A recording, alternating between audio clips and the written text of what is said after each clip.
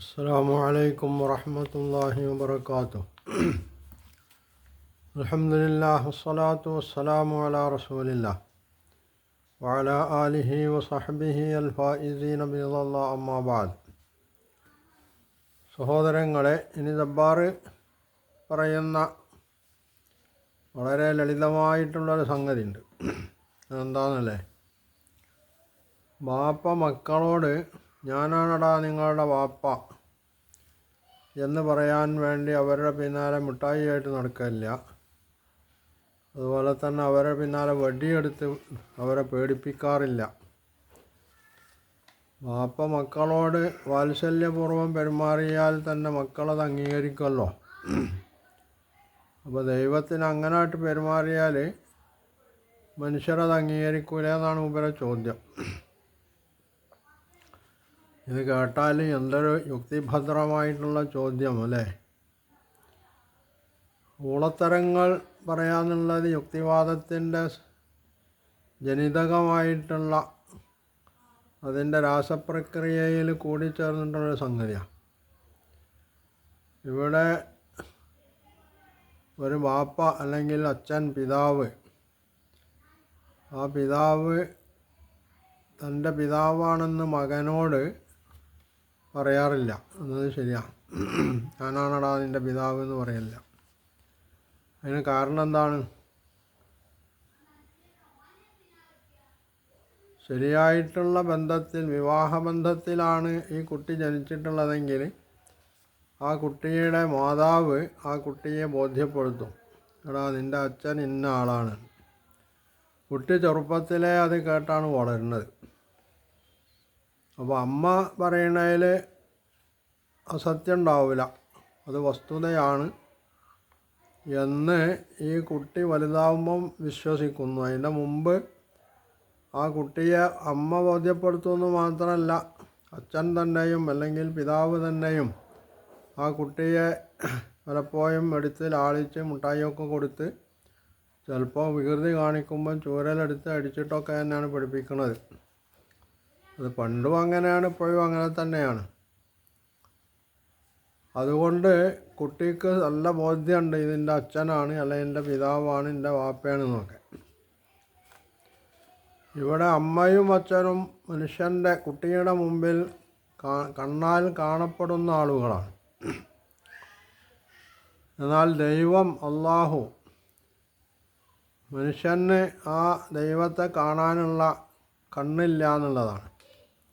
ഇത് ഇസ്ലാമിൻ്റെ മാത്രം അധ്യാപനമല്ല. ഇസ്ലാം പറയുന്നത് പോലെ തന്നെ ജൂതമതമാവട്ടെ, ക്രിസ്തുമതമാവട്ടെ, ഹിന്ദുമതമാവട്ടെ, ഈ മതങ്ങളൊക്കെ പറയുന്നത് ദൈവത്തെ കാണാനുള്ള കണ്ണ്, അവനെ കേൾക്കാനുള്ള കാത് മനുഷ്യനില്ല എന്നുള്ളതാണ്. അതിന് കാരണം മനുഷ്യൻ്റെ കണ്ണും കാതുമൊക്കെ അത്രയ്ക്ക് ദുർബലമാണ് എന്നുള്ളതാണ്. അപ്പോൾ കാണാത്ത ദൈവം, ആ ദൈവം യഥാർത്ഥത്തിൽ മനുഷ്യനോട് വാത്സല്യത്തോടു കൂടി പറയുന്നുണ്ടോ ഇല്ലേ? ഇത് ചിന്തിച്ചാൽ ബോധ്യമാവുന്ന, പഠിച്ചാൽ, തൻ്റെ ചുറ്റുപാടുകളെ സംബന്ധിച്ച് മനസ്സിലാക്കിയാൽ ബോധ്യമാവുന്നൊരു സംഗതിയാണ്.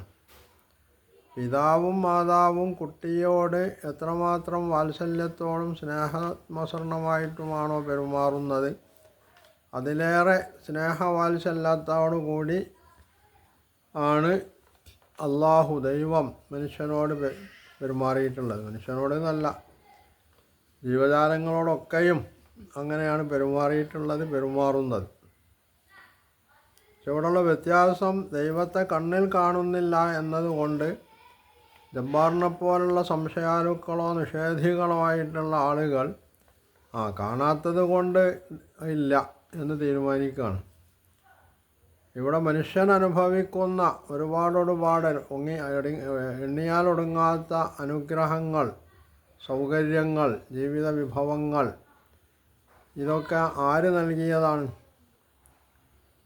അതൊക്കെ ദൈവം നൽകിയതാണ്. മനുഷ്യനോടുള്ള സ്നേഹത്തിൻ്റെ, വാത്സല്യത്തിൻ്റെ പേരിലാണ് ദൈവം ഇതൊക്കെ നൽകിയിട്ടുള്ളത്.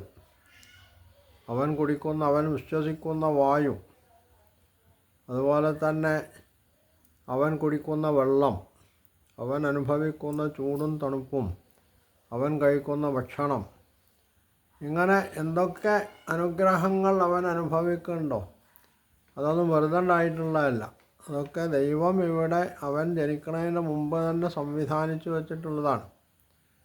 അവൻ ജനിച്ചു വീഴുമ്പോൾ അവൻ്റെ വായിലേക്ക് അവൻ്റെ മാതാവ് ഒഴിച്ചു കൊടുക്കുന്ന ആ മാതാവിൻ്റെ സ്തന്യം പോലും എത്ര സമർത്ഥമായി കരുതലോടെ കൂടിയാണ് ദൈവം സംവിധാനിച്ചിട്ടുള്ളത് എന്ന് ദൈവത്തിൻ്റെ മഹത്വം മനസ്സിലാക്കുന്ന ആളുകൾക്ക് ബോധ്യമാവും. ജബ്ബാറിനെ പോലുള്ള ആളുകൾക്ക് ബോധ്യമാവില്ലാന്നേ ഉള്ളൂ. ആ കുട്ടിയെ സ്നേഹവാത്സല്യത്തോടു കൂടി വളർത്താനുള്ളൊരു മനസ്സ് ഈ മാതാവിൻ്റെയും പിതാവിൻ്റെയും ജീവിതത്തിൽ അള്ളാഹു നിക്ഷേപിച്ചിട്ടുണ്ട് എന്നുള്ളതാണ് മറ്റൊന്ന്. അതുപോലെ ഒരുപാട് സൗകര്യങ്ങൾ മനുഷ്യൻ അനുഭവിക്കുന്ന എന്തും അള്ളാഹു ഒരുക്കി കൊടുത്തിട്ടുള്ള സൗകര്യങ്ങളാണ്. അവന് മഴ വേണ്ടപ്പോൾ മഴ വർഷിച്ചു കൊടുക്കുന്നു, അതുപോലെ തന്നെ ചൂട് വേണ്ടപ്പോൾ ചൂട് കൊടുക്കുന്നു, തണുപ്പ് വേണ്ടപ്പോൾ തണുപ്പ് കൊടുക്കുന്നു, നല്ല തണുത്ത കാറ്റടിക്കുമ്പോൾ അതിൻ്റെ സുഖം അവൻ അനുഭവിക്കുന്നു. ഇങ്ങനെ ഒരുപാട് എണ്ണിക്കണക്കാക്കാൻ സാധ്യമല്ല. വിശുദ്ധ ഖുർആൻ തന്നെ ആ കാര്യം പറയുന്നുണ്ട്, വൈൻ തഅദ്ദു നിഅമത്തല്ലാഹി ലാ തുഹ്സുഹ. അള്ളാഹുവിൻ്റെ അനുഗ്രഹങ്ങൾ, അവൻ നിങ്ങൾക്ക് നൽകിയ അനുഗ്രഹം അത് എണ്ണിത്തിട്ടപ്പെടുത്താമെന്ന് വെച്ചാൽ നിങ്ങൾക്കതിന് സാധ്യമല്ലാതെ. അതിന് മാത്രം അനുഗ്രഹങ്ങൾ മനുഷ്യന് അവൻ പിറന്നു വീണതിൻ്റെ മുമ്പ് തന്നെ ഇവിടെ ഒരുക്കി വച്ചിട്ട് അവൻ്റെ ജീവിതാന്ത്യം വരെ അനുഭവിക്കാനുള്ള വിഭവങ്ങളാണ്. അത് എത്ര തന്നെ ആളുകൾ ഉപയോഗപ്പെടുത്തിയാലും അനുഭവിച്ചാലും അത് തീർന്നു പോകില്ല. അത് പിന്നെയും അക്ഷയഖനിയിൽ നിന്ന് എടുക്കുന്ന വസ്തു എന്നുള്ള നിലക്ക് അതിവിടെ നിലനിൽക്കുന്നു, പിന്നെയും ഉണ്ടായിക്കൊണ്ടേയിരിക്കുന്നു. അപ്പോൾ ഇവിടെ പിതാവ് മിഠായി വാങ്ങി കൊടുക്കില്ല, അല്ലെങ്കിൽ വടിയെടുത്ത് പിന്നാലെ പോകില്ല എന്ന് പറയുന്നത് അത് തെറ്റായിട്ടുള്ള ഒരു വിഭാവനയാണ്. ജബ്ബാർ പോലും ജബ്ബാറിൻ്റെ കുട്ടികളെ ചെറുപ്പത്തിൽ പഠിപ്പിച്ചിട്ടുണ്ടാവുക സ്നേഹിച്ചും ലാളിച്ചും കുറച്ചൊക്കെ കണ്ണുരുട്ടിയും, ചിലപ്പോൾ തല്ലിയിട്ടുണ്ടാകുമ്പോൾ പറയാൻ കഴിയൂല, സാധ്യത ഉണ്ട്. ഇല്ലെങ്കിൽ പോട്ടെ, കണ്ണുരുട്ടാതെ ഏതായാലും നിൽക്കൂല. കാരണം കുട്ടികളുടെ വികൃതി കാണുമ്പോൾ കണ്ണുരുട്ടും. എന്നാൽ ദൈവം മനുഷ്യനോട് അവനെ ഈ സ്നേഹവാത്സല്യത്തോടു കൂടി ഇത്തരം സംഗതികളൊക്കെ അവൻ ഒരുക്കി കൊടുത്തിട്ടാണ് അവനോട് പറയണത്, ഞാനാണ് നിന്നെ സൃഷ്ടിച്ചിട്ടുള്ളത്. ഞാനാണ് നിന്നെ സൃഷ്ടിച്ചിട്ടുള്ളത് എന്ന് പറയാൻ ഒരാൾക്ക് കഴിയണമെങ്കിൽ അത് സൃഷ്ടികർത്താവിന് മാത്രമേ അത് സാധ്യമാവുള്ളൂ. ഇവിടെ ഒരു പിതാവും തൻ്റെ മകനോട്, ഒരു മാതാവും തൻ്റെ കുട്ടിയോട്, മകനാട്ടെ പിന്നെ മകളാവട്ടെ, ഞാനാണടാ നിന്നെ സൃഷ്ടിച്ചിട്ടുള്ളതെന്ന് പറയാറില്ല. മാതാവ് കവിഞ്ഞാൽ എന്താ പറയുക, ഞാൻ നിന്നെ 10 മാസം ഗർഭം ചുമന്ന് പ്രസവിച്ചതാണെന്ന് പറയും. പിതാവാണെങ്കിൽ ഞാനാണ് നിനക്ക് അന്നം കൊണ്ടു തരുന്നത്, അതുകൊണ്ട് ഞാൻ പറയുന്നത് കേൾക്കണമെന്ന് പറയും. അത്രേ പറയുള്ളൂ.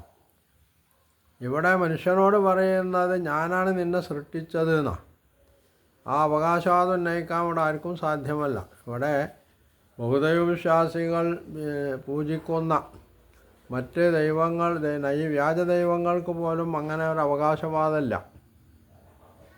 അപ്പോൾ അവകാശവാദം ഇല്ലാത്ത മറ്റുള്ളവർ അവകാശവാദം ഉന്നയിക്കാത്ത ഒരു സംഗതി ഏകനായിട്ടുള്ള അള്ളാഹു മാത്രമാണ്, അല്ലെങ്കിൽ ഏകനായിട്ടുള്ള ദൈവം മാത്രമാണ് അവിടെ അവകാശവാദം ഉന്നയിച്ചിട്ടുള്ളത്. അപ്പോൾ സൃഷ്ടാവ് അവൻ്റെ സൃഷ്ടിയോട് പറയുന്നു, ഞാനാണ് നിന്നെ സൃഷ്ടിച്ചിട്ടുള്ളത്. ഇത് ആ സൃഷ്ടാവിന് അവകാശമുള്ളൊരു സംഗതിയാണ്. ഇത് വേറെ ആരോടുമല്ല, താൻ എന്തിനു വേണ്ടിയാണോ ഈ സൃഷ്ടിച്ചിട്ടുള്ളത് അതും ആ സൃഷ്ടാവ് പറയുന്നുണ്ട്. ഉമാ ഖലഖത്തുൽ ജിന്ന വൽ ഇൻസ ഇല്ലാ ലിയഅ്ബുദൂൻ. എനിക്ക് വിധേയപ്പെട്ട് ജീവിക്കാനാണ് ഞാൻ ജിന്നിനെയും മനുഷ്യനെയും സൃഷ്ടിച്ചിട്ടുള്ളത്. അപ്പോൾ അള്ളാഹു മനുഷ്യനെ സൃഷ്ടിച്ചിട്ടുള്ള ഉദ്ദേശം തന്നെ അള്ളാഹുവിന് വിധേയപ്പെട്ട് ജീവിക്കാനാണെന്നാണ് അള്ളാഹു പറയുന്നത്. ആ ഒരു സംഗതിയാണ് മനുഷ്യനോട് പറയുന്നത്. ഒന്ന്, ഞാനാണ് നിന്നെ സൃഷ്ടിച്ചത്. ഞാനാണ് നിന്നെ സൃഷ്ടിച്ചതെന്ന് മാത്രമല്ല, നിന്നെ സൃഷ്ടിച്ച് നിനക്ക് ആവശ്യമായ വിഭവങ്ങളൊക്കെ ഒരുക്കി തന്നിട്ടുള്ളത് ഞാനാണ്. അതുകൊണ്ട് ഞാൻ പറയുന്നത് കേട്ടുകൊണ്ട് വേണം നീ ജീവിക്കാൻ. എനിക്ക് വിധേയപ്പെട്ടാണ് നീ ജീവിക്കേണ്ടത്. ഞാനല്ലാത്ത ഒരു ദൈവം, ഒരു ആരാധ്യൻ നീ വിധേയപ്പെടേണ്ടുന്ന ഒരു ശക്തി നിനക്ക് ഉണ്ടാകാൻ പാടില്ല. അങ്ങനെ ഒന്നില്ല. അങ്ങനെ ഒന്നിനെ നീ സങ്കല്പിക്കാനും പാടില്ല. നീ എത്ര തന്നെ സങ്കല്പിച്ചാലും അതൊന്നും ശരിയായിട്ടുള്ള നിൻ്റെ സൃഷ്ടാവാവില്ല. അതൊക്കെ വ്യാജങ്ങളായിരിക്കും. എന്ന് മാത്രമല്ല, ഇവിടെ മനുഷ്യന് അള്ളാഹുവിന് പുറമെ അല്ലെങ്കിൽ ഏകദൈവത്തിന് പുറമെ മനുഷ്യൻ പൂജിക്കുന്ന ഒരു പൂജ്യ വസ്തുവിനെ സംബന്ധിച്ചും ശക്തിയെ സംബന്ധിച്ചും ഈ വസ്തുക്കളാണ് ഞങ്ങളെ സൃഷ്ടിച്ചതെന്ന് ഇവിടെ ഒരു മനുഷ്യനും പറയുന്നില്ല. ദൈവവിശ്വാസികൾ ആരും അങ്ങനെ പറയാറില്ല. ഏത് ദൈവവിശ്വാസിയും പറയാം ഏകനായിട്ടുള്ള ദൈവമാണ് സൃഷ്ടിച്ചതെന്ന് തന്നെയാണ്. പിന്നെ ചെറിയ ചെറിയ ചില സംഗതികൾ ഇവരോട് നേടിയെടുക്കേണ്ടതെന്നുള്ള അന്ധവിശ്വാസത്തിൻ്റെ പേരിലാണ് ഈ വ്യാജ ദൈവങ്ങളോട് ഇവർ കാര്യങ്ങൾ പറയുന്നത്. അത് നമ്മളെ നാട്ടിലുള്ള വലുതോ ചെറുതോ ആയിട്ടുള്ള ഏത് ദൈവങ്ങളെടുത്ത് നോക്കിയാലും അവരോടൊക്കെ അവരുടെ ആരാധകർ പറയുന്ന സംഗതി എന്താണെന്നുള്ളത് നമ്മൾക്കറിയാൻ കഴിയുന്നുണ്ട്. എന്നാൽ അള്ളാഹുവിനെ സംബന്ധിച്ചിടത്തോളം അങ്ങനല്ല. മനുഷ്യനോട് അവൻ നേരിട്ട് പറയുന്നത്, പ്രവാചകന്മാരിലൂടെ അവൻ അറിയിക്കുന്നത്, ഞാനാണ് എൻ്റെ സൃഷ്ടാവ്, നിനക്ക് വേണ്ട വിഭവങ്ങളൊക്കെ ഞാനാണ് ഒരുക്കി തന്നിട്ടുള്ളത്, അതുകൊണ്ട് ഞാൻ പറയുന്നതനുസരിച്ച് ജീവിക്കണം. ഞാൻ പറയുന്നതനുസരിച്ച് ജീവിച്ചാൽ നിനക്ക് ഈ ജീവിതം മാത്രമല്ല ഉള്ളത്, മറ്റൊരു ജീവിതവും കൂടിയുണ്ട്. ഇനി ഈ ജീവിതത്തിൽ തന്നെയും ഞാൻ പറയുന്നതനുസരിച്ച് ജീവിച്ചാൽ നിനക്ക് കൂടുതൽ സൗകര്യങ്ങൾ ഞാൻ നൽകും. ഞാൻ പറയുന്നതനുസരിച്ചല്ല നീ ജീവിക്കണമെങ്കിലോ ഈ ലോകത്ത് പോലും നിനക്ക് ചിലപ്പോൾ നഷ്ടം സംഭവിച്ചേക്കാം. എന്നാൽ നിനക്ക് മരണത്തിന് ശേഷം മറ്റൊരു ജീവിതം കൂടിയുണ്ട്. ആ ജീവിതത്തിൽ നിനക്ക് സൗഭാഗ്യത്തോടു കൂടി, രക്ഷയോടുകൂടി, സമാധാനത്തോടു കൂടി ജീവിക്കണമെങ്കിൽ അവിടെ ഞാൻ സ്വർഗ്ഗം ഒരുക്കിയിട്ടുണ്ട്. എൻ്റെ കൽപ്പനകൾ പാലിച്ച് എനിക്ക് വിധേയപ്പെട്ട് ജീവിച്ചാലേ അത് സാധ്യമാവുള്ളൂ. മറിച്ചാണെങ്കിൽ അവിടെ ഞാൻ നിനക്ക് നരകമാണ് ഒരുക്കിയിട്ടുള്ളത്, അവിടെ നിനക്ക് നീ ശിക്ഷ അനുഭവിക്കേണ്ടി വരും എന്ന് ആ ദൈവം സൃഷ്ടാവ് മനുഷ്യനോട് പറയുന്നത്. പിതാവിന് അങ്ങനെയുള്ളൊരവസ്ഥ അല്ല. പിതാവ് കവിഞ്ഞാൽ ഭൂമിയിൽ വച്ച് ഇവന് എന്തെങ്കിലും സൗകര്യങ്ങൾ ചെയ്തു കൊടുക്കുക അല്ലെങ്കിൽ അത് നിഷേധിക്കുക എന്നുള്ളത് മാത്രമേ പിതാവിനെ സംബന്ധിച്ചും മാതാവിനെ സംബന്ധിച്ചും സാധ്യമാവുള്ളൂ. അതുകൊണ്ട് തന്നെ പിതാവിന് ഇങ്ങനെ ഒരു അവകാശവാദം ഉന്നയിക്കാനും സാധ്യമല്ല. മാത്രമല്ല, മനുഷ്യൻ എന്നുള്ളവർക്ക് മക്കളും വാപ്പാരുമാരും മാതാപിതാക്കളും മക്കളും ഒക്കെ തുല്യരാണ്. അതുകൊണ്ട് ഒരു പരിധി വിട്ട് മാതാവിനാവട്ടെ പിതാവിനാവട്ടെ മക്കളുടെ മേൽ സ്വാധീനം ചെലുത്താൻ അധികാരമില്ലാതെ മാത്രമല്ല, ചെലുത്തിയാലും മക്കളത് കേൾക്കില്ല. അതും മനുഷ്യ ജീവിതത്തിൽ നമ്മൾ സാധാരണ കണ്ടുകൊണ്ടിരിക്കുന്ന കാര്യം. അപ്പോൾ ജബ്ബാറിനെ തന്നെ എടുക്കുക. ജബ്ബാറിൻ്റെ അമ്മനെയും ബാപ്പനെയും ഒക്കെ പൂർണ്ണമായി അനുസരിച്ച് പോന്നിട്ടുണ്ടോ? ജബ്ബാറിനറിയാലോ ഇവരിൻ്റെ അമ്മയും ബാപ്പയും ഒക്കെയാണ്. ജബ്ബാറിൻ്റെ മക്കളെങ്ങനെയാണോ? ഈ മക്കളോട് ജബ്ബാറിന് അങ്ങനെ ശാസിക്കാനുള്ള കഴിവുണ്ടോ? കഴിയോ? അങ്ങനെ ശാസിച്ചാൽ തന്നെ ആ മക്കളത് കേൾക്കുമോ? കേൾക്കൂലാണല്ലോ ഉറപ്പാണ്. അപ്പോൾ മനുഷ്യൻ്റെ പ്രകൃതിയായുള്ളൊരു സംഗതി, മനുഷ്യർ വാപ്പായാലും മക്കളായിരുന്നാലും ഒക്കെ മനുഷ്യർ എന്നുള്ളവർക്ക് അവർ തുല്യരാണ്. പിന്നെ ഓരോരുത്തർക്കും ഓരോ സ്ഥാനമുണ്ട്. പ്രകൃതി, അതായത് ജന്മന അള്ളാഹു തന്നെ നൽകിയിട്ടുള്ള സ്ഥാനം. ആ സ്ഥാനം അവർക്ക് വകച്ചു കൊടുക്കണം എന്നുള്ളത് മറ്റൊരു പ്രകൃതിയുടെ തേട്ടാണ്. അള്ളാഹുവിനെ സംവിധാനിച്ച പ്രകൃതിയുടെ തന്നെ തേട്ടാണ്.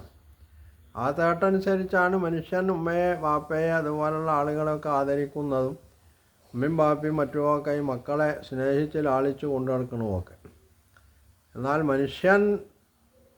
മനുഷ്യൻ കാണിക്കുന്ന ദയയേക്കാൾ, കാരുണ്യത്തെക്കാൾ, അനുഗ്രഹത്തെക്കാൾ 10 മടങ്ങ് അപാരമായിട്ടുള്ള കാരുണ്യവും അനുഗ്രഹവും മനുഷ്യൻ്റെ മേൽ അള്ളാഹു ചൊരിയുന്നുണ്ട്. അത് ചൊരിഞ്ഞിട്ടും പിന്നെയും മനുഷ്യൻ ധിക്കാരിയായിട്ട് ജബ്ബാറിനെ പോലെ നിഷേധികളായിട്ട് നടക്കുമ്പോൾ അവരോട് വളരെ കർക്കശമായ നിലക്ക് താക്കീത് ചെയ്യാന്നുള്ളത് തന്നെയാണ് യുക്തിഭദ്രമായിട്ട്, ദൈവം അവരോട് താക്കീത് ചെയ്യാന്നുള്ളതാണ് യുക്തിഭദ്രമായിട്ടുള്ളൊരു സംഗതി.